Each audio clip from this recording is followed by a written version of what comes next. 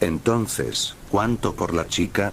He lidiado con vándalos como este antes, pero nunca me había encontrado tan desesperado. Se notaba en mi voz. Lo siento, compa. No se puede. Escupó enojo desde mi garganta, no puedo arriesgarme a perder a la chica. Se merece más que vivir el resto de su vida pudriéndose. Mira, ya te lo dije, no andamos vendiendo. Ahora llévate tu culo a casa, viejo. Mi ceño se frunce y continúo presionando. No pretendas que no existe un precio. Solo dime cuál es. Te pagaré lo que sea. ¿Cuánto por la chica? ¿Realmente piensas que es especial, eh? Asiento con la cabeza. Este es el asunto, compa. Nosotros, estamos a punto de zarpar. Y ya estamos listos así como estamos. Francamente, creo que tu mejor alternativa es recorrer el muelle y tratar de encontrar a alguien más. La chica no irá a ningún lado. ¿Capiste? La observo, una cosita bastante tierna. Apenas floreciendo en una mujer joven. Hermosa. Sé que estaría mal si me la llevo a casa conmigo, no sería correcto. Pero no puedo impedir lo que no puedo controlar. Mira, no hay nadie más. ¿Podrías, por favor, escucharme, entrar en razón, por un minuto? Ella es perfecta, la amo, quiero cuidarla. Así que coño. ¿Cuánto por la chica, hijo de puta? Ya terminamos con esto. Vete a la mierda, muchas gracias. Que tengas una buena vida, vejete.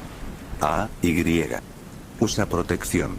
Con ojos entumecidos y un corazón asqueado, observo al bote comenzar su partida. La última evacuación de nuestra isla en cuarentena e impregnada con la peste. Lo siento tanto, cariño, lo intenté, pero ya no quedaba más espacio, susurro, entre sollozos, agarrando a mi nieta en mis brazos. Guía de supervivencia. Todos hemos pasado por ello. Acabas de ir a cierto lugar, a cierta hora y en cierta fecha. Hiciste una cosa en particular, y lo que se te advirtió que podría suceder, acaba de suceder. Sin mencionar el hecho de que viste a cual fuese el espectro maldito que vive en tu espejo, te han detallado cómo vas a morir y la criatura altamente demoníaca e invencible que invocaste se dirige hacia ti. Además, tu familia entera ha muerto, tus amigos han desaparecido y fuiste inculpado por alguien con acceso a tu dormitorio. ¿Qué carajos haces ahora, dulce protagonista? Bien, has venido al lugar indicado para descubrirlo. Estas son las reglas sencillas que alguien debe seguir para, en primer lugar, no convertirse en la víctima de un creepypasta. Y, en segundo, para salir victorioso si el peor escenario posible sucede. Con la ayuda de esta guía, tú también puedes ser el despojo catatónico y traumatizado en vez del sujeto que actualmente está siendo usado como abrigo por esa criatura que merodea mucho. Solo ten estas reglas en mente. Guía de supervivencia 1. Los espejos y la oscuridad no se mezclan. 2. A decir verdad, los espejos son un no general. En el mundo de los creepypastas, no hay nada más siniestro. 3. Hay 0 posibilidades de supervivencia si ves la cosa que nadie más puede ver o respondes a su pregunta incorrectamente. 4. Si estás solo en una institución de salud mental abandonada, tómate un momento para preguntarte qué carajos estás haciendo ahí. Si es conveniente, vuelve a casa. 5. Evita ir a lugares en donde todos los demás que han ido nunca regresaron o murieron inexplicablemente. 6. Si alguien te hace señas para que detengas tu auto a la mitad de la noche, quizás sea de tu mejor interés negarte con autoridad y deshacerte de tu espejo retrovisor. 7. Consigue un revólver 38. Cárgalo con 2 balas de plata. Si sientes que no tienes ninguna oportunidad de salir con vida de la situación, dispara a lo que sea que te esté amenazando. Si no funciona, aún tienes un último disparo con el cual convertirte en un héroe. 8. No confíes en el agua bendita. Adquiere un vial de ácido sulfúrico y haz que un sacerdote lo consagre. 9. El Área 51 está sencillamente demasiado bien protegida como para dejarte entrar. O como para permitir que un extraterrestre escape. 10. Cuando vayas a un hotel, procura mantenerte lejos de las áreas de acceso restringido. Si no te pudiste resistir y viste algo rojo, tómate un momento para considerar el precio y los estándares del hotel en tu próximo viaje. ¿Alguna vez te has hospedado en un Hilton encantado? 11. Invocar demonios, hablar en lenguas desconocidas y hacer rituales de cualquier tipo es considerado peligroso. Abstente de hacerlo, especialmente cuando estés en almacenes solitarios, iglesias, instituciones psiquiátricas, bosques o frente a un espejo. 12. Siempre ten una Biblia junto a tu cama. Brinda material de lectura promedio, sustento para tus creencias y un objeto realmente pesado con el cual noquear a tus adversarios. 13. Al visitar un lugar nuevo, familiarizarte con el área es clave para la supervivencia.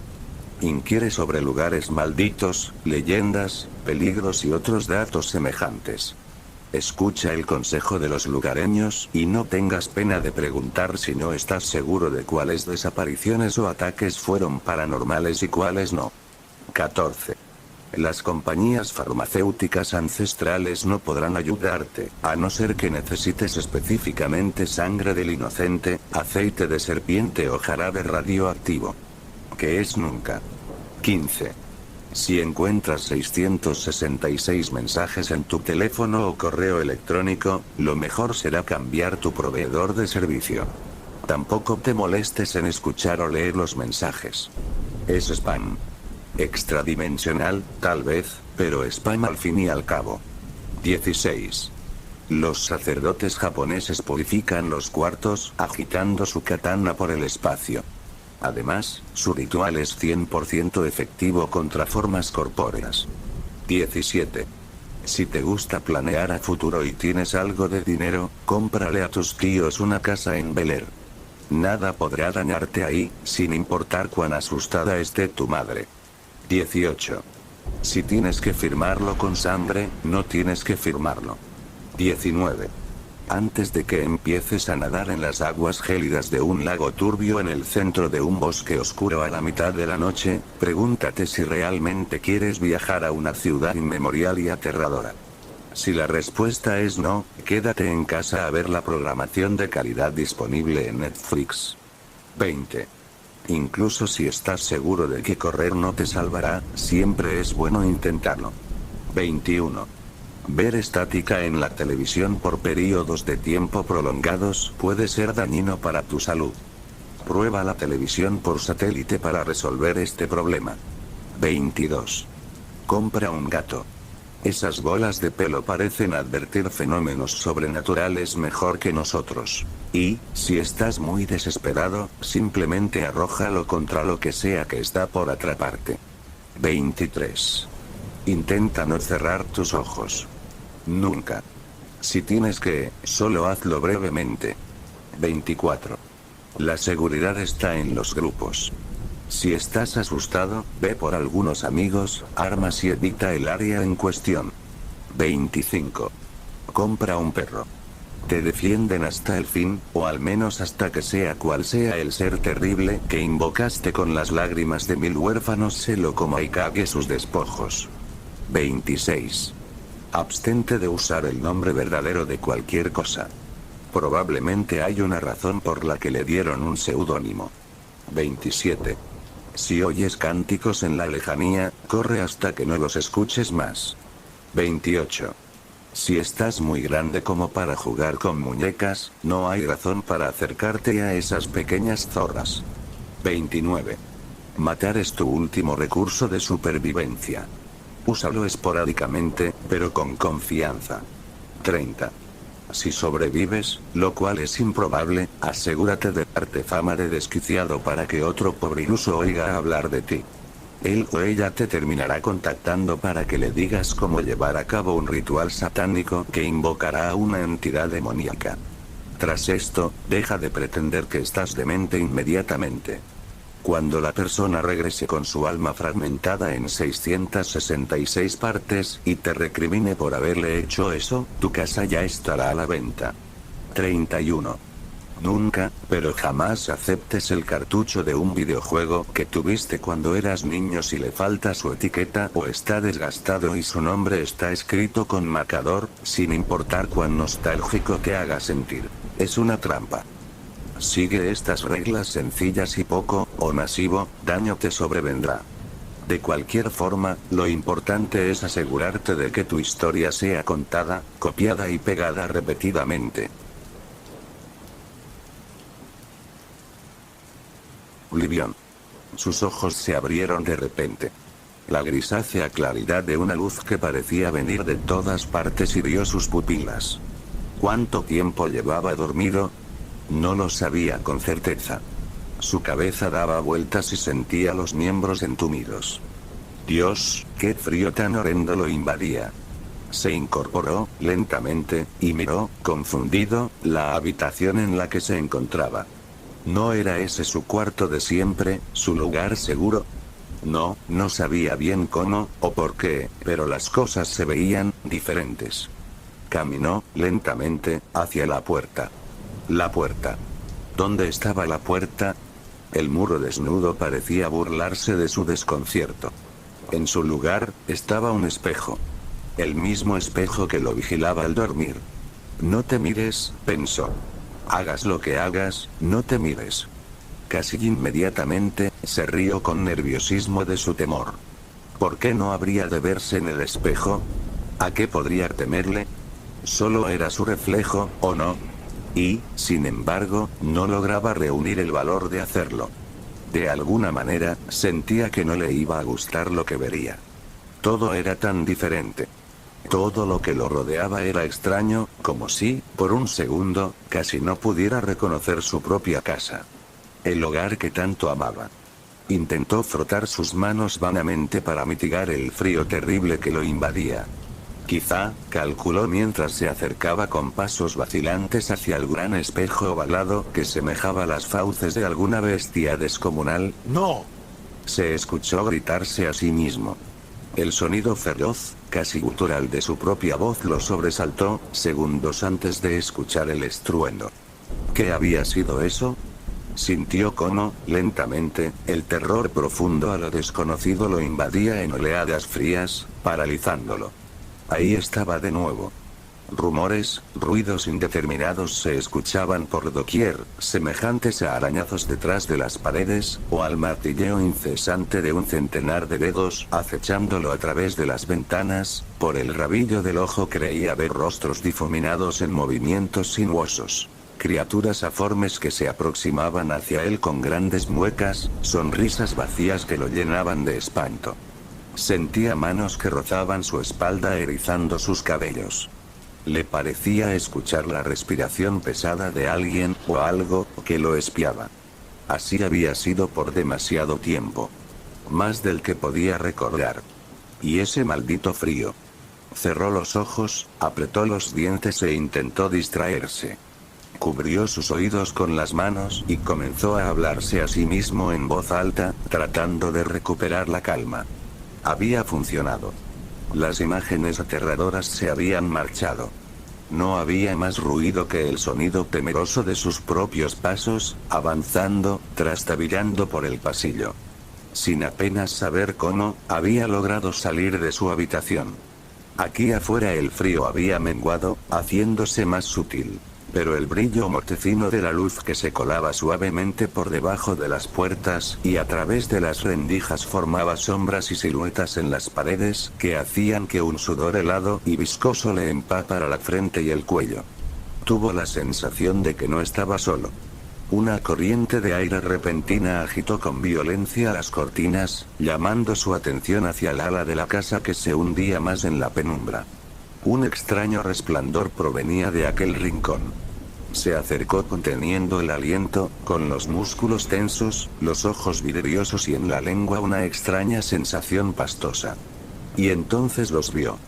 Los seres que lo habían estado atormentando desde hace tanto tiempo, esos demonios, esas criaturas de sus pesadillas, causantes de aquel frío abismal que le calaba hasta los huesos. Estaban reunidas frente a él, haciendo un corro alrededor de una mesa, entonando a una sola voz, con monotonía, esas odiosas palabras que le habían robado el sueño. Padre nuestro, que estás en los cielos, santificado sea tu nombre. Bendice, Señor, esta casa, aleja de ella al espíritu que perturba a los que tienen aquí su hogar, llévatelo lejos a que pague sus culpas y deje en paz a las personas que aquí moran. Amén. Su vista se nubló y una intensa sed de sangre se apoderó de todo su ser. ¿Con qué querían echarlo de su hogar, de su refugio? Esta vez, era hora de actuar. Ya veremos, susurró mientras avanzaba flotante y furioso hacia ellos con una fina sonrisa en sus labios. El resto fue rápido. Esas criaturas eran tan frágiles. Un poco de fuerza aquí, un movimiento certero acá, y sus cuellos se rompían como delicadas ramas. Algunos, la mayoría, solo gritaron, otros intentaron huir, los demás no tuvieron tiempo ni siquiera de intentarlo. Sencillamente eran demasiado torpes como para entender lo que estaba pasando. Un montón de cuerpos apilados eran los mudos testigos de la masacre. Ah, qué bien se estaba. Cuánta tranquilidad. Ya no había miedo, no más sombras amenazadoras en las paredes, ni ruidos que perturbarán su descanso. El frío también se había marchado. Ahora solo le quedaba una hambre intensa, me pregunto si, murmuró complacido mientras arrancaba con ansiedad un trozo de carne. Sí. Aún disfruto el sabor de la carne humana. Y sonrió. Todo había concluido. Al fin podía volver a descansar. Ansiedad y depresión. En caso de que no lo hayas notado, existe un estigma en contra de que los hombres accedan a servicios de salud mental. Se me había inculcado que solo me lo aguantara y que dejara de estar triste.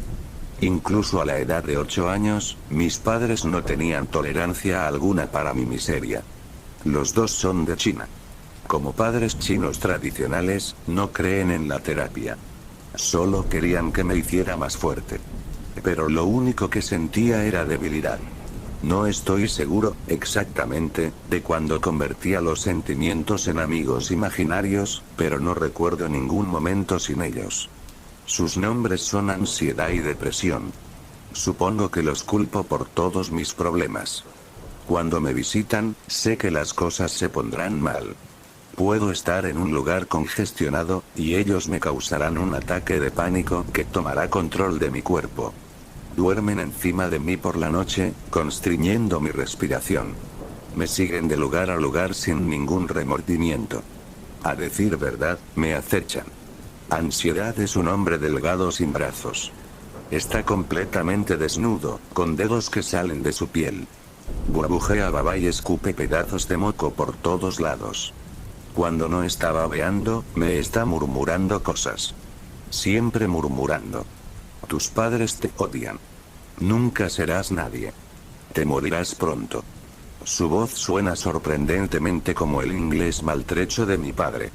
Las cosas que dice son terribles, pero es cuando me toca que es inaguantable. Su piel de dedos diminutos se cepilla contra la mía como si fuera un milpies. Me encojo y me rasco. Mi madre ha encontrado cortes largos en mis brazos. He tratado de explicarle que fue ansiedad, pero solo me ha acusado de querer atención. Depresión es muy diferente. Se ve como una mujer normal en una mitad de su cuerpo, pero la otra mitad está completamente derretida. Hay una herida abierta en su cuero cabelludo, la cual sangra constantemente y escupe charcos de pus verdoso. En lugar de lágrimas, llora dientes de leche sobre el pliegue de su propia piel. Le gusta usar su brazo bueno para aplicar presión sobre mi pecho. El peso de ella me hace encorvarme. No habla por medio de palabras. Más bien, produce un gemido grave como el llamado de un búho. Lo escucho todo el tiempo. El sonido melancólico hace que mi corazón me duela. No puedo dormir por culpa de ese ruido, pero tampoco me puedo salir de la cama por su presión constante.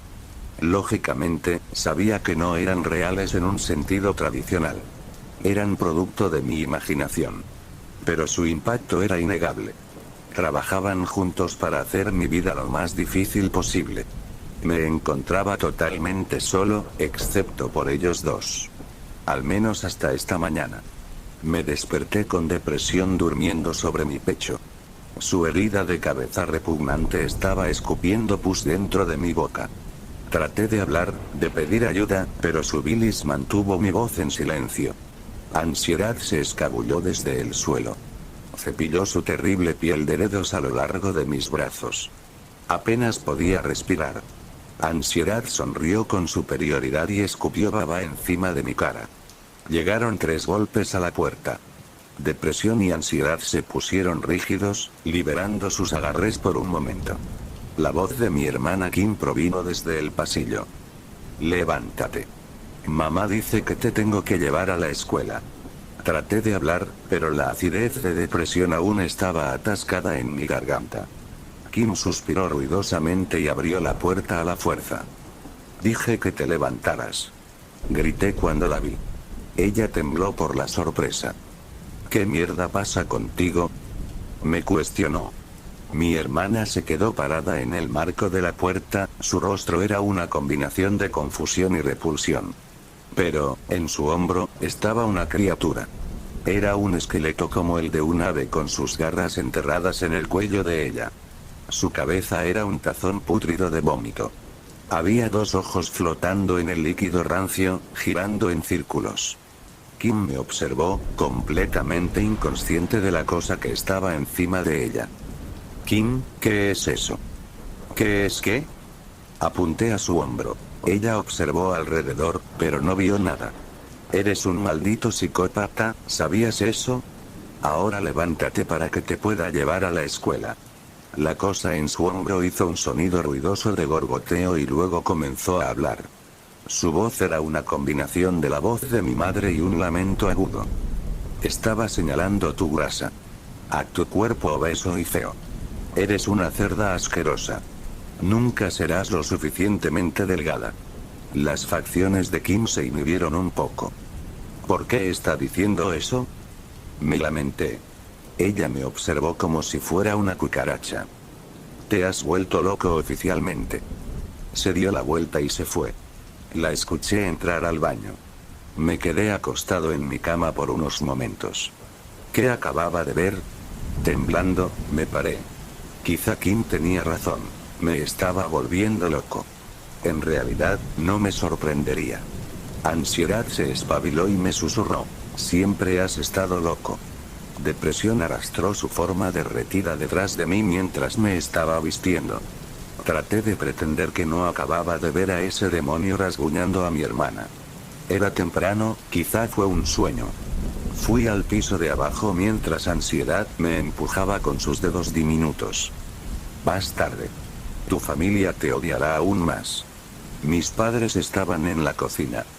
Detrás de ellos, había copias idénticas de ellos mismos, excepto que habían sido vendadas con camisas de fuerza hechas de alambre de púas.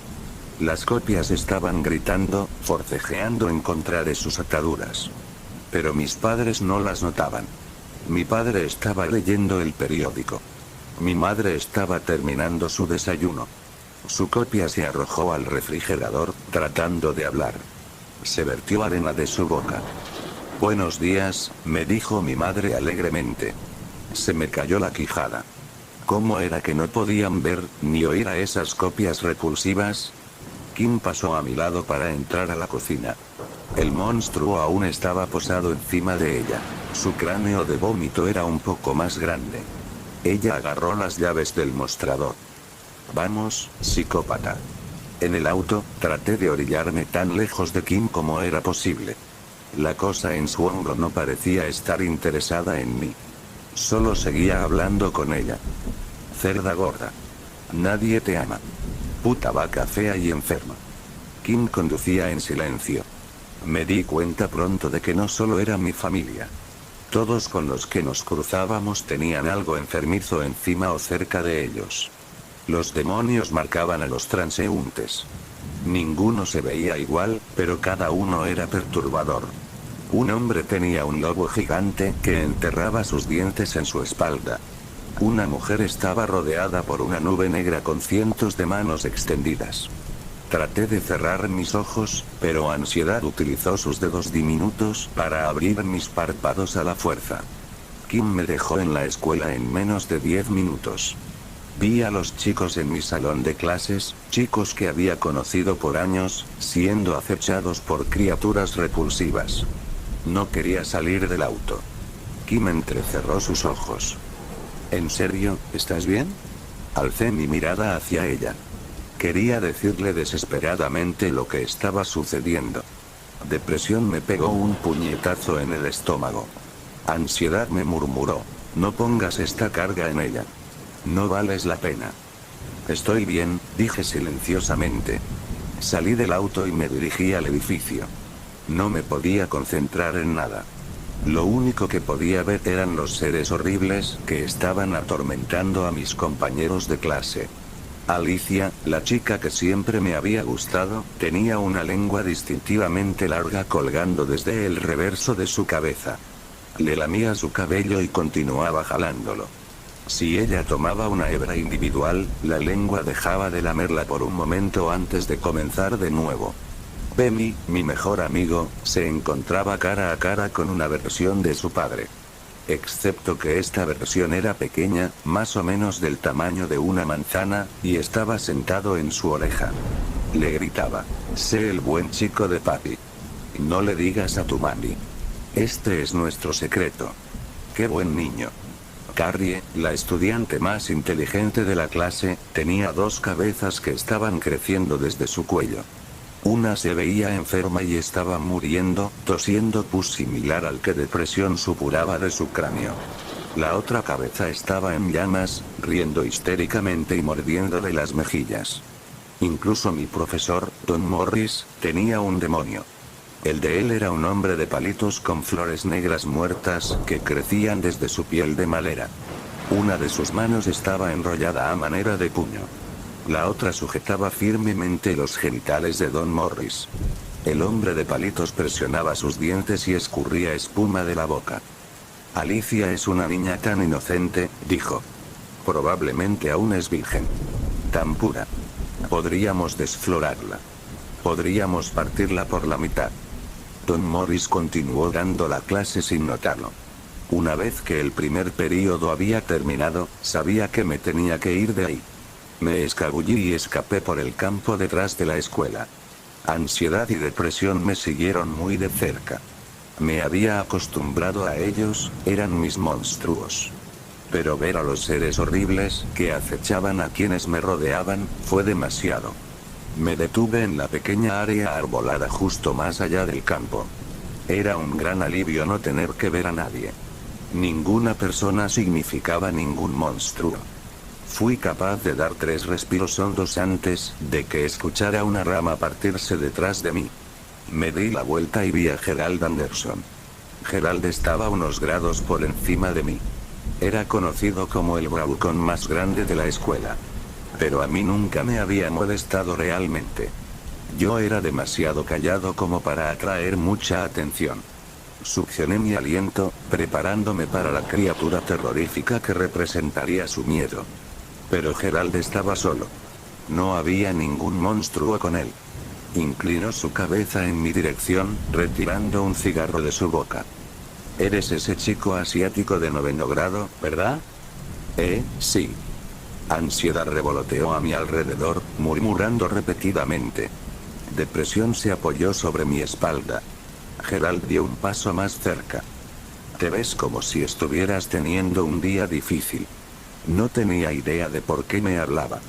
Su voz era monótona, pero me sentía extrañamente consolado por ella. Era la primera vez en mucho tiempo que alguien reconocía mi dolor. Sí. Se me partió la voz. Ansiedad susurró. Suenas como una marica. ¿Sabes? La vida se pone dura a veces, musitó Gerald. Casi te hace preguntarte por qué lo hacemos. Parpadeé. Sí, supongo. Es decir, continuó, ¿cuál es el punto de vivir si lo único que conseguimos es miseria? Bueno, es lo que tú consigues. En mi caso, no he tenido muchas emociones. Mi terapeuta lo llama trastorno de personalidad antisocial. ¿Puedes creer eso? Soy una persona social. Estoy aquí, hablando contigo. ¿Cierto? No entendía nuestra conversación. Pero ansiedad movió mis labios por mí. Cierto. Ahora Gerald estaba más cerca, a punto de estarme tocando. Deberías suicidarte. Depresión lloró dientes de leche jubilosamente por todo mi pecho. ¿Qué? De todas formas, vivir no tiene sentido. El suicidio es la mejor solución. Les he estado diciendo esto a las personas durante años. Logré que Sam lo hiciera el abril pasado, y te apuesto que ahora está más feliz. Acarició su cabello. Te deberías suicidar, niño. Tú también serás más feliz. Depresión envolvió su piel derretida alrededor de mi cuerpo. Me acarició con su pus sangriento. ¿En realidad crees que es eso lo que debería hacer? Sí, lo creo. Se acercó y me pellizcó el brazo. Me contraje. Ya no sentirás más dolor. Dio un paso hacia atrás y se rió. Pero, lo que sea, no me importa qué mierda hagas. Gerald me dio espalda y se fue caminando. Lo observé irse hasta que regresó al edificio de la escuela. Me dirigí a casa. Es aquí en donde estoy ahora. Estoy sentado en el piso del baño, escribiendo esto. Necesito hacerlo antes de que mi familia vuelva a casa. No creo que pueda llevarlo a cabo si ellos están aquí. Depresión ha dejado la llave abierta. La bañera se está llenando. Ansiedad está sosteniendo la hoja de afeitar. Hazlo. Hazlo, me susurra. Depresión está levantando mi brazo a la altura de la hoja. Lo siento, pero ya no puedo vivir con estos monstruos. Ni puedo vivir sabiendo que todos los demás los tienen también. Todos excepto Gerald. Quizá él no necesita un monstruo. Nos vemos. Espero que tú puedas manejar el tuyo mejor de lo que yo lo hice con los míos.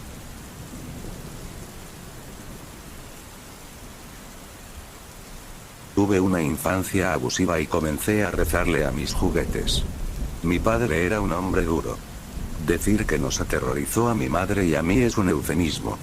No era un alcohólico, solo era un hombre enojado y odioso. Estaba en su sangre, en su naturaleza. Apenas tomaba una pequeña infracción para que perdiera el control, gritando y arrojando cosas. Me golpeaba a mi madre, completamente perdido en su locura. Lucía cierta mirada en sus ojos, un estallido de fuego oscuro, cuando actuaba de esta manera. Llegué a conocer esa mirada demasiado bien, al igual que mi madre. Nos decía que no éramos nada, nos menospreciaba, nos humillaba, nos hacía sentir como que en verdad éramos nada. Cuando era niña, no estaba consciente de muchas cosas. Siempre recordaba tener miedo constantemente. Siempre que él llegaba del trabajo, hacía mi mejor esfuerzo para tornarme invisible hasta la hora de dormir. Cuando me las ingeniaba para estar fuera de su radar, él tendía a dirigir su ira hacia mi madre. Mi madre era una mujer bastante grande, algo que mi padre le recordaba constantemente. Cuando la cena no estaba hecha o cuando la casa no estaba lo suficientemente limpia para sus estándares, él la reprendía. Se refería a ella como una vaca gorda y floja, una buena para nada, una cerda trágicamente patética. La golpeaba haciendo sonidos de animales de granja. Era terrible, pero era lo único que yo conocía. Como dije, mi madre era una mujer grande, pero era un alma tímida. Hablaba en tonos susurrantes, probablemente por los años de abuso, y nunca levantaba su vista del suelo. Estaba avergonzada de su peso, pero la comida era uno de los pocos consuelos que encontraba.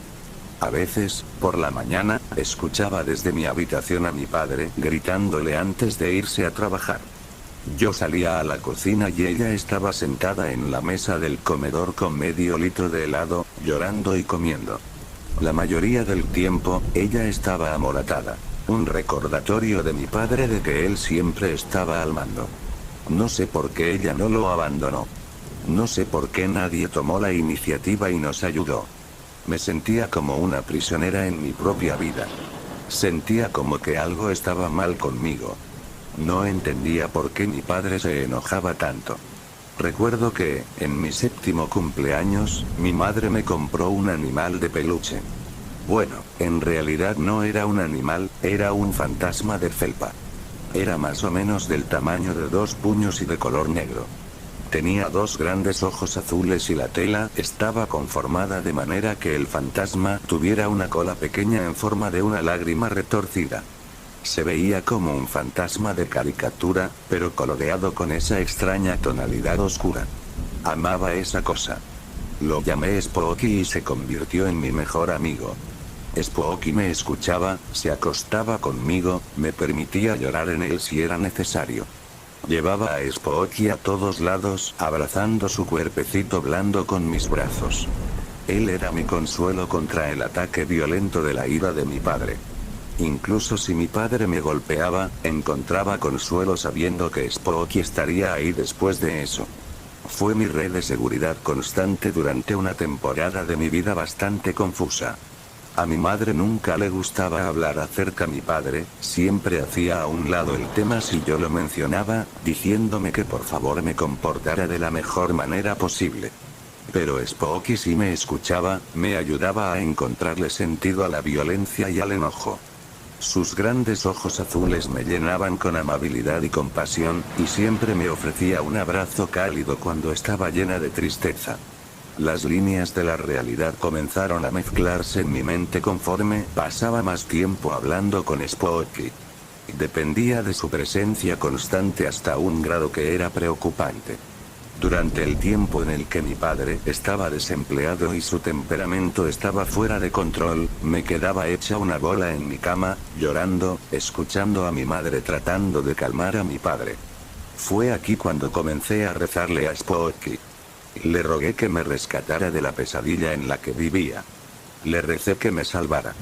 Cada noche, lo enderezaba sobre mi almohada, con su suave cuerpo oscuro haciendo contraste con las sábanas blancas, y le susurraba mis peticiones desesperadas. Comencé a creer que Spooky estaba vivo. Pensé que podía escucharlo hablarme algunas veces. Un murmullo gentil justo detrás de mi oído. Cuando le rezaba, podía sentir su energía irradiando desde él. Hubo veces en las que puede haber jurado que vi sus grandes ojos azules moverse. En mi cabeza, imaginaba que él me hablaba, y su voz sonaba como un susurro maduro. Esto continuó por 6 meses. Mis rezos nocturnos, mi ritual. Mis padres nunca supieron acerca de ello, pero sentía que si lo sostenía, sería salvada de mi infelicidad. Y algo sí pasó. Nunca olvidaré esa noche. Me desperté por las luces rojas y azules que parpadeaban afuera de mi ventana. Escuché personas en mi casa, una estampida de pasos y voces alarmadas. Mi madre llegó corriendo a mi habitación y me agarró, seguida de los oficiales de policía. Yo estaba desorientada y somnolienta. La explosión de actividad me asustaba. Los oficiales me llevaron de mi cama y, a medida que nos íbamos, me di cuenta de que Spooky se había perdido. Comencé a sollozar, rogándole a la policía que recuperara mi peluche fantasma. Recuerdo la mirada que pasó por sus ojos, una mirada sombría y temerosa. Fuimos dirigidas afuera, en donde mi madre fue interrogada. Su voz era un revoltijo ronco de nervios. Estaba llorando y noté que estaba asustada. No escuché qué era lo que los oficiales le estaban preguntando, pues me había hipnotizado con la ambulancia que se aproximó hasta detenerse enfrente de mi casa. Nadie quería hablar conmigo, era una mezcla de cuerpos y personas correteando. Un flujo constante de paramédicos y oficiales se vertía en mi casa. Estaba perdida en la confusión y las preguntas burbujeaban en mi mente. No fue hasta años después que descubrí lo que pasó. Mi padre había muerto. Mi padre se había sofocado. Encontraron a Spooky atascado a la mitad de su garganta. Mis oraciones habían sido contestadas. Nunca vi a Spooky de nuevo después de esa noche, y nunca hablé con mi madre al respecto tampoco. Hasta ayer. Han pasado 20 años. Ahora nos está yendo mucho mejor. Tengo mi propio apartamento, pero insistí en que mi madre se mudara conmigo. Es una mujer rota, los años de abuso han fracturado su mente. Necesita ayuda con muchas cosas, pero aún podemos hablar y encontrar maneras para reír. Es mi madre y siempre estaré con ella hasta que su alma abandone esta tierra. Estaré ahí para cuidar de ella y atender cada una de sus necesidades. Ayer por la noche, después de unos cuantos tragos y algunas partidas de naipes, presioné a mi madre acerca de aquel día. Había estado en mi mente últimamente, una molestia constante que se alzó desde las tinieblas de una mala infancia. Era algo que necesitaba para aclarar mi cabeza. Era un misterio que, con la edad, necesitaba ser escuchado. Mi mamá me miró con ojos ágiles y tomó otro trago vacilante desde su copa antes de contestar. ¿No recuerdas nada de esa noche?, me preguntó. Negué con la cabeza. Sus ojos se ampliaron. ¿No recuerdas lo que pasó? No, mamá, dije, colocando una mano en la de ella. Lo único que recuerdo es despertarme en mi cama por las sirenas de policía. Le dio otro sorbo a su copa y la colocó en la mesa con una mano temblorosa. Hija, comenzó con sus ojos atenuados y enfocados, llegaste a nuestra habitación aquella noche. Le fruncí mi ceño. No tenía idea de lo que estaba hablando. Ella se relamió los labios y envolvió sus manos alrededor de las mías. Hija, me dijiste que nos querías liberar de tu padre. Mi corazón se comenzó a acelerar. Mamá, ¿qué sucedió? El dolor entró en sus ojos. Te subiste en la cama, a mi lado. Al lado de tu padre. Y. Le metiste ese fantasma por su garganta mientras yo me sentaba encima de él para mantenerlo quieto. Nunca te había visto así antes, era como si fueras alguien más. Sabía que te debía detener, sabía que debía hacer algo. Pero, las lágrimas se derramaron por sus ojos, odiaba a tu padre tanto, que te ayudé a matarlo, mi visión se nubló y sentí que la bilis subía por mi garganta. La oscuridad reptó desde el rabillo del ojo y mi estómago hizo un crujido. Puse una mano en mi cabeza y me obligué a tomar un respiro. Observé a mi madre con ojos desesperados. No, mamá. Fue Spooky. Le rezaba para que matara a mi papá, tuvo que haber sido él. Mi mamá ahora estaba llorando abiertamente, y me apretó la mano. No, hija, fuiste tú. Es común que las personas atraviesen un cambio de personalidad luego de trauma cerebral. No es la mejor manera de morir, ¿o sí? Alcé la mirada y vi a un hombre vestido enteramente de negro, recargándose contra un árbol. Se estaba rascando su espalda con una guadaña larga y de apariencia sencilla, y sus ojos eran de un carmesí profundo. ¿Eres el diablo?, pregunté, desconcertado. ¿El qué? Anda, ahogó una risa. Soy la Parca. Un gusto en conocerte. ¿Estoy muerto? Mis ojos se regresaron hacia el suelo, y por primera vez me di cuenta de que estaba flotando. Debajo de nosotros había un accidente vehicular, y un cuerpo magullado se estaba reclinando en la ventana. Reconocí el reloj que había sobrevivido el choque. Era el Rolex que mi papá me había dado para mi cumpleaños 18. Seguía funcionando, despreocupado ante los eventos que habían transpirado. La Parca se encogió de hombros. No lo sé. ¿Quieres vivir? ¿Qué? No estás aquí para llevarme a la vida después de la muerte. Se rió de nuevo. Tienes una elección. Puedes regresar a tu cuerpo y continuar tu vida como un inválido, sufriendo de convulsiones ocasionales. Entiendo que tienes una familia a la cual proveer, y ellos estarán bastante desconsolados por tu fallecimiento. No debiste haber tomado ese último trago de whisky.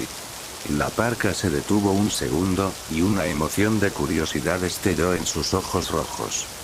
Si quieres vivir, lo único que necesitas hacer es recostarte sobre tu cuerpo. Si quieres venir conmigo, toma mi mano. Contemplé su mano extendida y suspiré. Siempre me había dicho a mí mismo que preferiría estar muerto a ser inválido. También sería financieramente responsable de mi familia, y no éramos para nada adinerados. Conforme sus dedos se enroscaron en los míos, un movimiento por debajo atrapó mi mirada. ¿Qué está sucediendo?, demandé. Dije que no quería vivir como un inválido. No quisiste, reafirmó la parca. Pero a otra persona no le importó.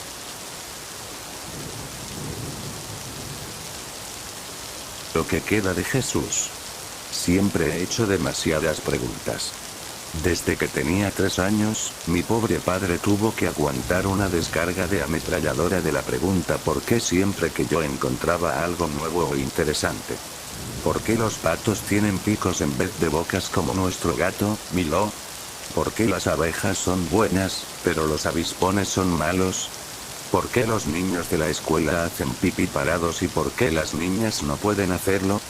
Cuando las preguntas eran demasiadas, él me gritaba.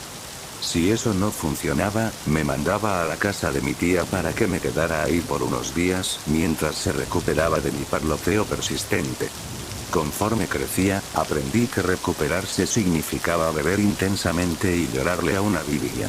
Esa combinación era su único consuelo desde que mi madre murió 3 meses después de mi nacimiento. Las preguntas acerca de ella estaban completamente fuera de límites, y aprendí eso temprana y duramente. Si llegaba a mencionarla de paso, el rostro de mi papá se oscurecía al igual que un cúmulo nimbo tomado directamente del Viejo Testamento, y se sacaba su cinturón. Solo tomó un puñado de azotes con ese cuero agrietado y punzante antes de que aprendiera a nunca mencionarla cerca de él. ¿Cómo debió haberle dolido que luciera exactamente igual que ella? Pero mi curiosidad era una parte de mí, de la misma manera en la que lo es ahora, y no pudo ser asesinada con ninguna paliza. La religión tuvo una relevancia predilecta en nuestras vidas, y vivimos en una de las ciudades más pequeñas al borde del cinturón bíblico en Estados Unidos, y mi afición por los interrogatorios infinitos me metía en problemas rápidamente. Fui etiquetada como antagónica y pasé muchas horas de clase sentada en una esquina, a solas. La decepción de mi papá acerca de esto era palpable. Lo único que él quería era una niña buena y obediente, como esas que reciben menciones superficiales en la Biblia. En este sentido, era muy desemejante a mi madre católica, quien había sido tímida y molesta, y eso parecía herirlo más que cualquier otra cosa. Traté de ser como él la recordaba, pero las preguntas ardían en mis senos como un fuego pequeño, causándome dolor hasta que daba a luz a mis cuestionamientos. Quería saber por qué Dios había permitido que la serpiente engañara a Eva y causara tal conflicto, cuando Dios era omnisapiente y omnipresente. Mientras más aprendía y mientras más leía, más preguntas servían en mi interior. Recuerdo cuán peligrosas se sentían, como una caldera de lava al rojo vivo esperando a reventar desde mi boca cual detonación ígnea de blasfemia. Y de entre todos los misterios, los que involucraban a las mujeres de la Biblia me consumían más que la mayoría. Previo al exilio del Edén, antes del pecado original, Eva tenía períodos menstruales. ¿Cómo hubiera sido el parto si nunca hubiera comido del árbol? Si Adán hubiese sido engañado por la serpiente en vez de Eva, los hombres habrían cargado con el dolor del parto. ¿Habrían sido las mujeres quienes se estarían esforzando en los campos hasta que volvamos al polvo? Cada vez que trataba de alzar estas preguntas, era derribada de inmediato. Lo que pasó, me enseñó la profesora de la escuela dominical protestante, con su mirada severa y aferrada. Y no es el lugar de las mujeres el argumentar contra las palabras de Dios o de los hombres. Y eso fue todo. No podía impedir que las preguntas consumieran mis pensamientos, pero estaba aprendiendo a detener mi lengua. Si las circunstancias hubieran sido diferentes, si hubiera crecido en otra parte, puede que simplemente me hubiera hecho atea. Mis preguntas no respondidas y las frustraciones crecientes me habrían alejado de la iglesia en vez de empujarme con más seriedad dentro de la religión. Había decidido, desde que era pequeña, que la razón por la cual el conocimiento se me prohibía era por mi sexo, que solo los hombres estaban al tanto del conocimiento verdadero de las obras de Dios. En efecto, esto fue confirmado por todo lo que veía a mi alrededor. Todos los predicadores y los pastores eran hombres, y los padres reinaban los hogares. En el Vaticano, en la Europa distante, el Papa yacía rodeado de hombres, círculos concéntricos de masculinidad que solo eran rotos por las corrientes de conventos de monjas en los límites exteriores. Así que me eduqué. Descubrí un lugar en el que mi curiosidad podría nacer de nuevo. Fui a la universidad, me titulé en teología y me apliqué enteramente, escarbando a profundidad los misterios de la religión. Era un ambiente muy distinto a mi hogar. Aquí, las personas estaban dispuestas a entablar debates filosóficos enérgicos, a asumir el papel del abogado del diablo y a discutir desde perspectivas nuevas. Finalmente era capaz de ventilar esas preguntas de magma, intercambiarlas con mis pares hasta que se habían enfriado lo suficiente como para ser tocadas y examinadas. Pero a lo largo de mis estudios, y a través de nuestras discusiones, hubo una pregunta que permaneció sin respuesta. Otra faceta más de la femineidad, que la Biblia había olvidado casualmente. Todos parecían creer que era una pregunta muy extraña como para siquiera ser considerada, pero a mí me consumía. Después de que Jesús nació, ¿qué pasó con la placenta de María? Nadie tenía una respuesta. A mí me parecía una cosa tan obvia, una omisión tan enorme de parte de los hombres que trazaron el gran libro. Si los huesos fragmentados de los dedos de los santos eran reliquias sagradas, si la última copa que tocó los labios de Jesús era buscada por todas partes por ser la reliquia más sagrada de todas, entonces ¿qué hay de la cosa que lo sustentó en el vientre? Los clérigos devotos a quienes acudí estaban incomodados, e incluso asqueados por mi pregunta. Creo que la mitad de ellos ni siquiera sabían que era una placenta, que pensaban que un bebé salía por las piernas de la mujer y que ese era el fin del asunto. Pero cuando comencé a interrogar a las monjas, especialmente a esas que habían tenido hijos antes de que hicieran su juramentación, comencé a progresar un poco. La hermana que tenía las respuestas era muy vieja, en sus 90, si no es que más, y con la complexión de un gorrión famélico. La piel de sus manos era blanca, azul y púrpura, y tan frágil y translúcida que prácticamente podías ver la sangre bombeando con lentitud por debajo del tejido de piel de papel en sus muñecas. ¿Te sabes la historia de la Biblia, no, pequeña? Asentí. Todos en mi clase habíamos discutido los mitos y las leyendas que rodeaban a la Biblia, la cual había sido examinada meticulosamente, y la mayoría de ella había sido descartada ya sea como ficción total, o más como crítica social y política que milagro. Fue un trabajo evolutivo, perdiendo y ganando texto a medida que los siglos pasaban, mientras algunas piezas se hacían más o menos populares para diversos reyes, sacerdotes y sectas. Bien. Me alegra que no creas en esa tontería del concilio de Nicea, dijo. Bueno, para ser honesta, no me sorprendería si un montón de hombres se tuvieron que reunir y votar todos los fragmentos que no les gustaban. La sonrisa de la monja anciana se amplió. Sus ojos eran brillantes y ágiles, nada de su ingenio se había perdido en el tiempo. ¿Alguna vez te has preguntado por qué no existe ningún registro detallado de Sara, la esposa de Abraham? Ni de Ruth o María Magdalena. Estas fueron mujeres realmente increíbles, acompañantes de algunos de los hombres más grandes que han vivido. Ciertamente, sus historias tienen un lugar en la Biblia, ¿no? ¿Sí? He pensado eso con frecuencia, admití. Entonces creo que tengo algo que enseñarte. Lo llamamos el libro de Eva, me dijo a medida que abría un tomo que me había presentado. No era impresionante. No tenía cuero trabajado, ni broches enjollados, ni papel dorado. Había sido impreso en papel ordinario y tenía un forro rojo sencillo. Mientras volteaba las páginas, pude ver por qué había sido llamado de esa manera, pues el libro comenzó con los linajes de mujeres bíblicas canónicas, empezando por Eva y extendiéndose hasta María, la madre de Jesús. ¿Por qué no había visto esto antes?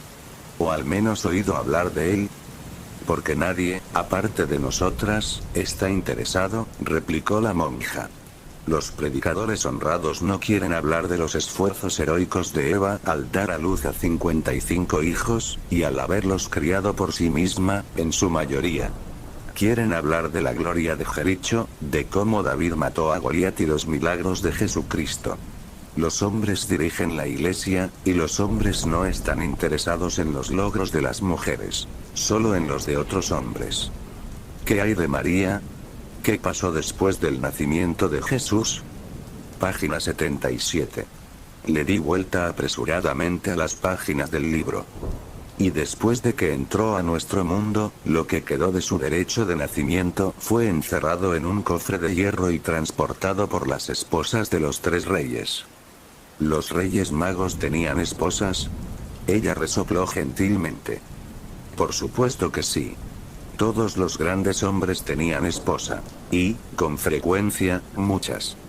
Necesito pedir prestado este libro. Necesito leerlo. Tengo una mejor idea. Léelo aquí. Quédate con nosotras. Necesitamos a alguien como tú. Me quedé con las monjas por varias semanas mientras estudiaba y leía el libro. Me hacían trabajar duro durante el día, lavando ropa de forma anticuada, con tablas de lavado y lejía, hasta que mis manos estaban rojas y desgastadas, igual de callosas que las de un campesino. Durante la noche, leía cuidadosamente las páginas, memorizando tanto como podía acerca del libro de Eva, gozando de los registros de estas mujeres olvidadas, de estas madres de naciones y esposas de dioses de antaño. ¿En dónde está el cofre de hierro? Le pregunté a la monja una noche. Esperaba que me preguntaras eso, pequeña. Conduciéndome hacia su estudio, sacó una llave de su bolsillo y luego abrió el cajón de un escritorio, sacando cuidadosamente una pila de fotografías Polaroid. Al entregármelas, se sentó e hizo una torre con sus dedos ásperos, observándome. Todas las fotografías mostraban el mismo objeto, cada una desde un ángulo distinto. Era una caja de metal tosca, la cual había sido desgarrada por una fuerza inmensa. Como si hubiese explotado desde el interior. Mi cuero cabelludo me cosquilleó en tanto ataba los cabos. Es este. El cofre de hierro que las 3 concubinas transportaron desde Belén. Sí. ¿Qué le sucedió? La criatura que estaba atrapada en el interior escapó. Tragué grueso, sin ánimo de comprender lo que me estaba diciendo. ¿Criatura? Y así, con su voz silente y aflautada, la hermana Michaels me explicó el secreto verdadero.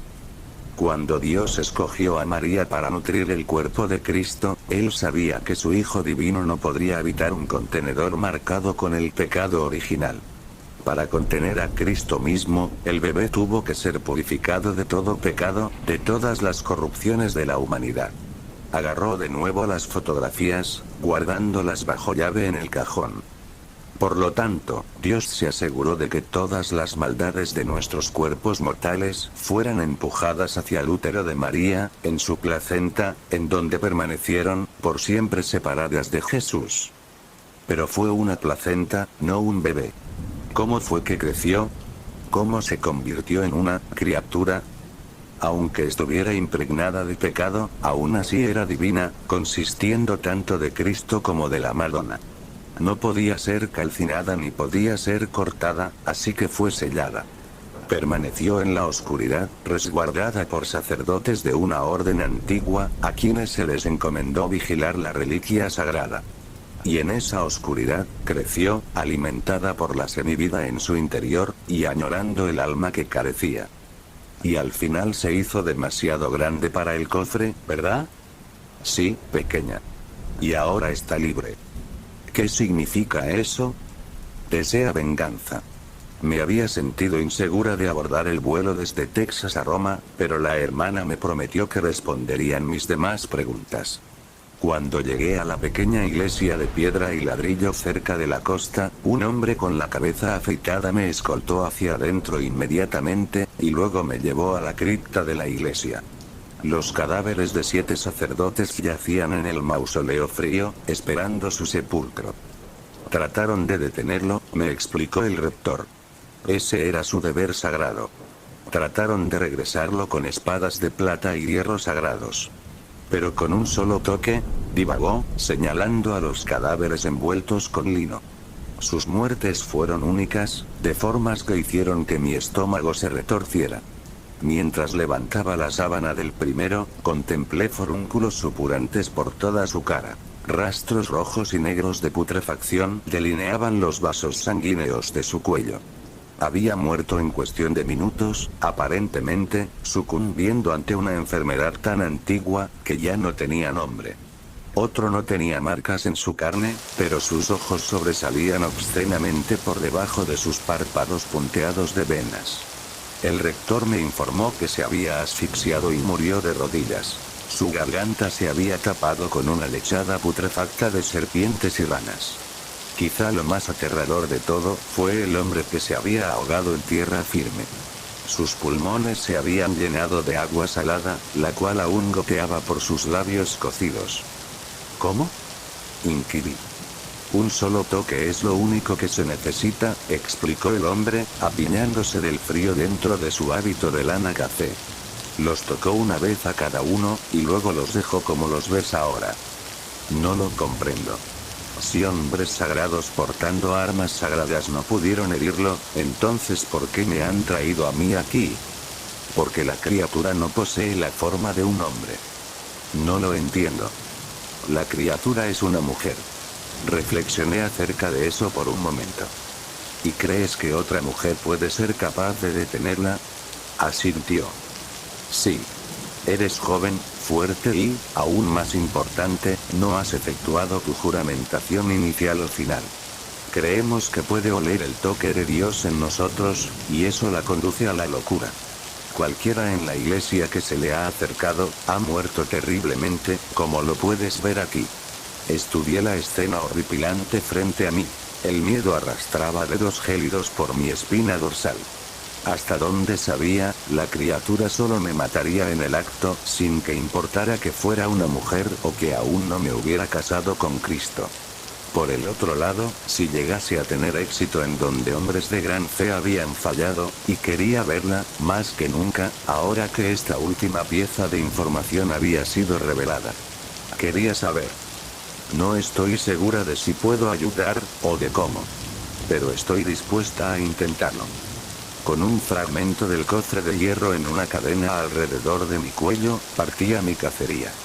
El rector razonó que la caja de metal había sido su hogar por tanto tiempo, que el collar podría hacerme parecer más familiar ante ella, menos amenazadora. O al menos podría brindarme su atención.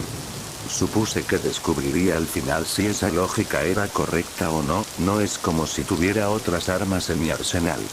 Mientras que la orden de sacerdotes era antigua, su sistema de seguridad era moderno, e incluía cámaras en las entradas y salidas de la iglesia. Una serie de capturas habían sido descargadas en mi teléfono, y las revisé, contemplando al ser que había asesinado con furia bíblica a una docena de hombres adultos. Era hermosa, en un sentido atemporal y clásico. Rasgos simétricos y casi élficos se veían a través de un halo de cabello rubio platino, lo suficientemente largo como para cubrir la mayor parte de su torso desnudo. Pero desde su cintura hacia abajo, algo se encontraba muy mal. Piel pálida se oscurecía en una tonalidad de gris brillante y enfermizo, y luego en jirones de negro, colgando a manera de harapos putrefactos en sus muslos desgastados, y por debajo de la rodilla solo restaba hueso blanco y tendones incoloros. Siendo tan pálida como un pez, se había quedado parada entrecerrando los ojos por varios segundos extenuantes antes de correr con sus pies esqueléticos e imposibles hacia el mar. Mis consultas a lo largo de la playa no acabaron en nada. Nadie parecía haber visto a una mujer rubia desnuda, y ciertamente a ninguna que fuera un cadáver de la cintura para abajo. Cuando regresé a la capilla, el rector me informó que la criatura había sido divisada de nuevo, en otra iglesia a unos 15 kilómetros de la costa, y que había asesinado al sacerdote a cargo al convertir su sangre en vino. Pensé que sabía hacia dónde se dirigía.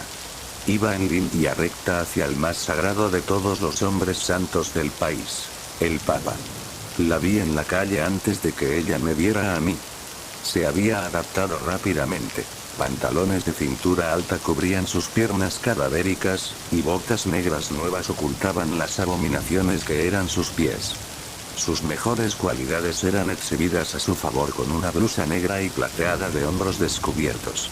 No se veía fuera de lugar, sino como otra chica turista linda en su camino hacia el Vaticano, en donde se sacaría selfies insípidas para publicarlas en sus redes sociales. Si me percibió a mí o al fragmento de su prisión, no lo tengo claro, pero con una sacudida violenta, se escabulló entre dos edificios, y luego corrió. Era rápida. Su anatomía en decadencia no la limitaba en lo más mínimo. La seguí, por supuesto. No había otra cosa que pudiera hacer. Pisoteando por el callejón resonante de ladrillo, capté solo un vistazo de cabello rubio destellando bajo la luz del sol mientras ella rodeaba el extremo opuesto. Cuando giré por la misma esquina, una mano me embistió el pecho con la suficiente fuerza para sacarme el aliento de los pulmones y el vigor de mis piernas. Mientras caía, esa mano incongruentemente delicada jaló con violencia el collar pesado en mi cuello. Su ceño fruncido arruinó sus rasgos angelicales. La mujer pálida se dio la vuelta y arrojó el fragmento de su antigua prisión lejos de ella con una fuerza asombrosa. El collar reflejó la luz a medida que navegaba por los tejados alicatados. «Debería matarte», escupió, presionándome contra los adoquines con su rodilla. La lanza de la tuberosidad tibial poderosamente afilada estaba a punto de perforar la carne de mi costado. «Por favor», me lamenté. «Por favor, no». «Ah, cuánta fe». Se burló, agitando su cabeza con desdén. Su cabello era una corona salvaje de luz por encima de mí. Te mandaron a tu muerte sin más protección que un pedazo de metal antiguo y tu sexo. Tiritando por el temor, sentí el hueso revestido de mezclilla enterrándose aún más profundamente en mis costillas. «¿Qué es lo que quieres?», murmuré. «Quiero lo que queda de mí. Quiero lo que se me arrebató, el cuerpo y el alma que eran míos, que se me debieron haber entregado, hace todos esos siglos». Viró su terrible cabeza en dirección a la ciudad sagrada. «Y en ese lugar está el hombre que me puede decir en dónde lo puedo encontrar». La presión a mi costado se atenuó cuando ella se sentó de cuclillas, y una fuga de putrefacción oscura se presionó contra el material alrededor de sus muslos. «No puedes herirme, hermanita. Si pudiera ser asesinada, me hubieran quemado después de que mi madre me trajo a este mundo», aspiró despectivamente. «El hierro no me puede contener, la plata sagrada no me puede cortar. Mi final solo puede llegar cuando me reúna con mi carne original. Con tu preciado Cristo». «Pero no puedes», solté abruptamente, «no puedes reunirte con él». «¿Por qué no?». Sus ojos ardieron como una llama detrás de un vitral. «¿Crees que no tengo el poder?». Negué con la cabeza. «Estoy segura de que lo tienes, pero no me refiero a eso. No puedes unirte con Cristo, porque está muerto. Fue asesinado hace más de 2000 años. Estás mintiendo». «No es así. Puedes encontrar su velo en la Catedral de San Juan Bautista. Puedes leer sobre su muerte en cualquier Biblia». «¿Cómo?», preguntó. Sus rasgos pálidos eran más blancos que un alma nueva. «¿Cómo murió?». Así que me senté en ese callejón asqueroso, detrás de un bloque de almacenes que apestaban a pescado, y le conté la historia de la crucifixión. Cuando había finalizado, no dijo nada. «¿Me vas a matar?». Ella negó con la cabeza. «No. No te voy a matar». «¿Qué vas a hacer?». «Creo», empezó, viendo por encima de los tejados al sol resplandeciendo desde las nubes, «que encontraré a los descendientes de quienes lo mataron. Y luego extinguiré sus vidas, y tomaré sus almas para llenar el agujero doliente en mi interior». Me sentí enferma, mareada y helada por el pánico. «Pero eso equivale a miles de personas, millones, incluso». Ella me sonrió. Sus colmillos se asemejaban a los de los felinos, demasiado perfectos. Su mirada era beatífica. «Pues, es un agujero muy grande. Está ahí afuera, cazándote. No le importa que no tengas control sobre tu ascendencia, que tu linaje no sea más que un capricho del destino, el mero accidente de quien engendró a quien. Nos lo causamos nosotros mismos cuando matamos a nuestro Salvador. Pero lo peor de todo es que no creo que estarás saciada. Con un agujero del tamaño de Dios dentro de ti, ¿cómo es posible que llegues a estar satisfecho? Y no puedo dejar de pensar en la ironía nefasta de esto. Toda la vida humana ingresó al mundo por medio de Eva, y ahora toda la vida humana será expelida del mundo por otra mujer. Solo espero que no me guarde para el final.